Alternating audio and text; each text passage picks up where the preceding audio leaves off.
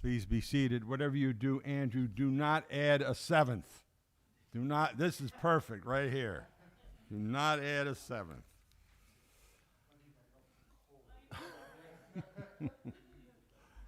Okay.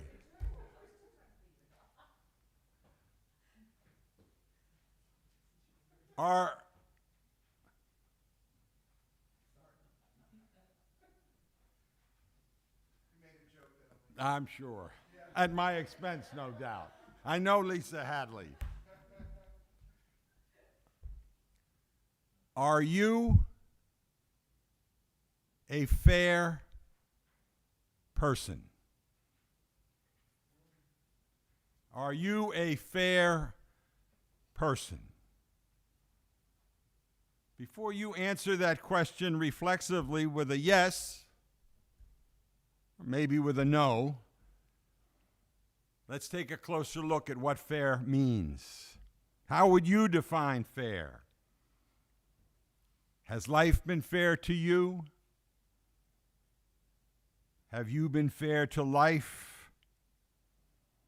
You look at others around the globe and ask yourself, has life been fair to them?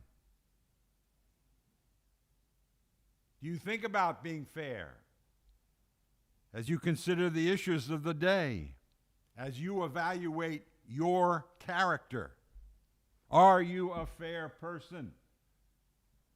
I was going to ask Lisa, but she already answered. Why, anyway, is being a fair person, is being fair a theological issue, a church issue?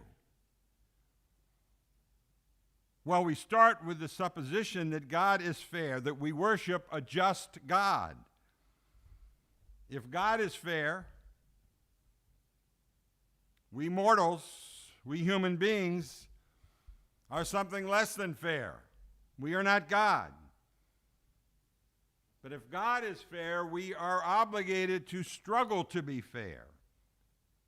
We want to be fair. We think about being fair. We pray that we will be fair. And we know that we will always fall short of God's justice. Being fair, the struggle to be fair, thinking about being fair, takes us out of ourselves. If we only ask about fairness to ourselves, how life has been fair to you or to me, there can be no spiritual growth. The moment we ask, am I fair? How is life or circumstances fair to others? People we don't even know, we'll never know, around the globe. At that moment, we are entertaining the attributes of God. Sometimes we hope we are imitating God's personality, God's goodness, God's fairness. We hope we see some things like that in ourselves sometimes. Paul, in our reading this morning, is talking about money. He is raising money for the poor in Jerusalem. Being fair often does involve money. After all, we live in a society and a country dedicated to wealth and greed and possessions and acquisitiveness, taking rather than giving. But being fair is a much broader concept than just money. Being fair shows up in many different avenues and situations in our lives. Just to ask the question seriously, am I a fair person? Unlocks countless opportunities for spiritual growth. Our distance from fairness in every aspect of our behavior is the definition of our humanity. We are not God. That is okay. It is hard to be fair. Paul writes that it is a question of your present abundance and their need. Their being any other human being on this earth. Do you have what you need? And perhaps more than you need, not just monetarily, but in every aspect of your life? And what about others? Not just in your community, but around the world. How are they doing? How can you help? How can you share? What can you do? Mayor Wu has appointed a reparations task force to consider what might be done to heal inequities for descendants of slavery and Jim Crow. The history is horrific, no doubt about that. What would be fair in response to that history? This is hardly an easy question. It's one that cities and states around the country are taking up. Decent people will have much to contribute to the question, how can we be fair? Paul might point out that the abundant American economy used slavery, and Jim Crow for that matter, to its advantage. Slavery fueled the early American economy. It was hardly fair.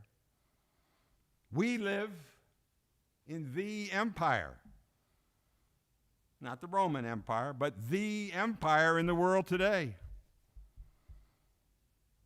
Empires are designed to exploit other countries, other peoples.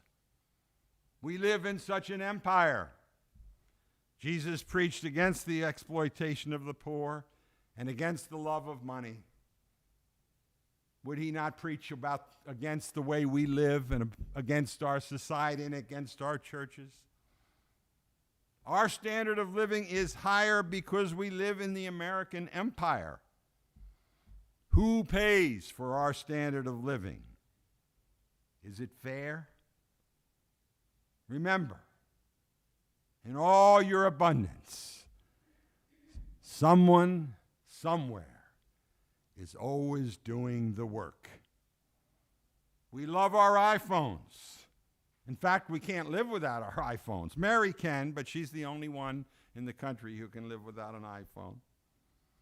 We love our iPhones, but who makes those phones? And how much are they paid? What are their lives like? Is it a fair situation?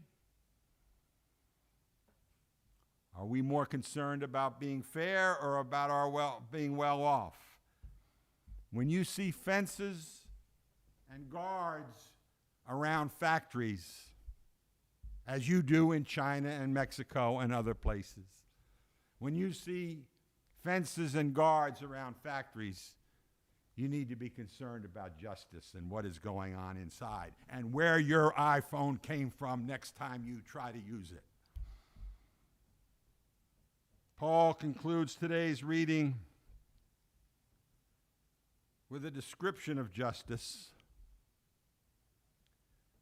The one who had much did not have too much. And the one who had little did not have too little. The one who had much did not have too much. And the one who had little did not have too little. Not a bad take on a just society, wouldn't you say? Some people do better at life. It's a simple fact. Some people just do better at life, and that usually means more money. And some, for lots of different reasons, struggle to do life, particularly financially. Paul asked, what does And when does abundance of some meet the needs of others? If God is just, what obligation do we have to be fair? Human justice is always lacking. The struggle and the desire to be fair is worthy. Climate change is killing people and will kill millions more. Empires, the so-called advanced countries, have benefited more from the causes of climate change, the uses of fossil fuels. We in the United States have benefited considerably from the uses of fossil fuels. Affluence is ever more the goal of this society. Those who have benefited least from climate change in other countries and around the world will suffer most and sooner. What does that say about our moral lives, about us as a moral or not so moral people? What does a just God say about such an arrangement? Do we have the wherewithal, the spiritual desire to confront this moral challenge? Do we care? Or is it on to the next distraction, the next amusement, the next empty assurance that we are a decent people? You want to be a fair person? Bring your lunch. The one who had much did not have too much, and the one who had little did not have too little. Paul's imagination, his theology, is pretty utopian here, wouldn't you say? But isn't it attractive? Isn't it a good place to start? And isn't it foreign, like a foreign language to our experience in this empire? Money grows on trees here in the United States. The whining about tax increases on folks who make more than $400,000 a year is unseemly. You can't shame these people. It's unseemly, to say the least. Just because you're good at life doesn't mean you should be greedy. Just because you're good at life doesn't mean you should be self-centered. Just because you're good at life doesn't mean you should be self-satisfied. Americans die because they can't afford health care. Rarely in Massachusetts, to be fair. But around the country, Americans die because they can't afford health care. Not extraordinary health care, not heart transplants, but the basic health care that we would expect. The ones who have little get too little, and they die. Mark Zuckerberg apparently likes Hawaii. He recently bought a piece of land there, 1,400 acres, as a matter of fact. He is building a compound with 30 bedrooms and 30 bathrooms, in case you're invited. Those who have much in our society and our economy have too much. Who would ever disagree with that statement? Where is Paul when we need him? Paul would be aghast, but not surprised. He knew human nature. He knew the American character. How many native Hawaiians would love to own a 1/4 acre and never will? Paul isn't preaching equality here or even equity. He just notices, as we should notice, that some have too much and some have too little. And he thinks God would not approve. How many of us Americans worship wealth? How many of us look up to those who have money? How many of us admire greed and in our own ways are greedy ourselves? Isn't that what the celebrity culture is all about? Watching television endlessly? Wow, life must be great for the haves. Paul's attitude might be, we will always have the rich, ugly as they are, and we will always have the poor. But the extremes that we see all around us, the extremes are ungodly in every aspect of our lives. Someone said this morning that sports are taking over the society. Everywhere they just dwarf every other thing. Education, church, everything. They just dwarf everything. And the people who own the teams and the athletes make so much money that the average person can't take their children. The extremes have gotten out of control. The ones who have too much have too much. In those extremes, we see today's world, and not by accident. If you think you don't go along with that, you need to think again. What do the religions of the world have to say about this world of extreme wealth and extreme poverty?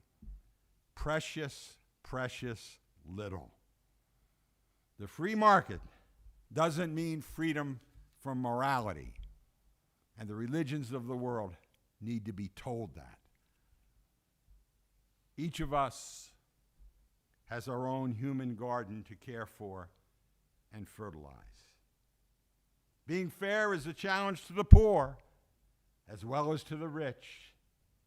It's a challenge to those who think they've been oppressed as well as to the oppressors. However strenuously we may strive for a just world, it is our individual lives, our daily lives, that determine whether or not we are a fair person. Are you a fair person?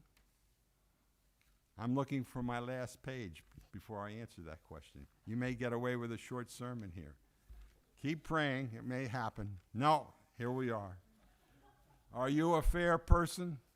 Careful consideration of our lives. Every one of us. Careful consideration of our lives will dredge up instances where we have been fair and where we have not been fair. We are only human. God is just. It's the consideration that matters most. The desire to be fair. The small act here or there to balance the scales. Are you a fair person? Do you think about being fair in your daily life? Do you give more than you take? That's a lot of what Paul's talking about here, too, in his fundraising. Do you give more than you take? Do you serve more than you are served? Are you a fair person? God is just. God's abundance is meant for every creature.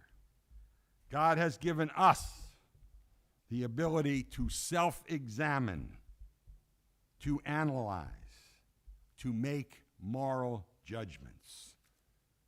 Being fair, and the consideration of being fair, and the question asking yourself every day, am I a fair person, is a good place to start. And just asking that question sincerely will bring you too, closer to God. Amen.